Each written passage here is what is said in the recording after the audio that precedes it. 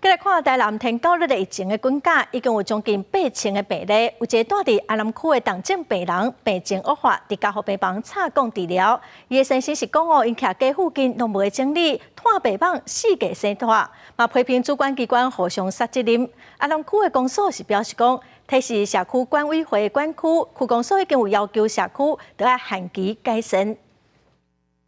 伫咧台南有一位26岁女性住伫咧安南区，本身就慢性病，15去抵着天9节，才无几天的时间，就引发出血性重症。伊翁婿出面指控讲，是因为这社区伤过垃圾，草啊是乱生，相关单位互相提责任，才固在这个拖病放乱。应该是要由里长通报。今天如果里长没有能力，管委会没有能力的话， 里长第一时间要通报，我是从8月12号跟他告知，挂超爱厂商的电话，结果也都没有处理。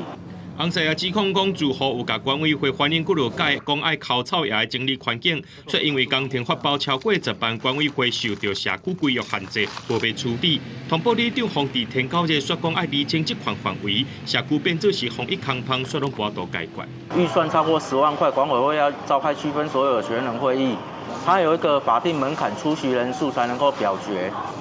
你今天如果提早通知的话，疫情就不会蔓延。我们其实也有请环保局来协助过，可是因为我们和顺国仔的车辆真的是比较多，然后我们也有贴公告，也有广播过，可是车辆就不挪。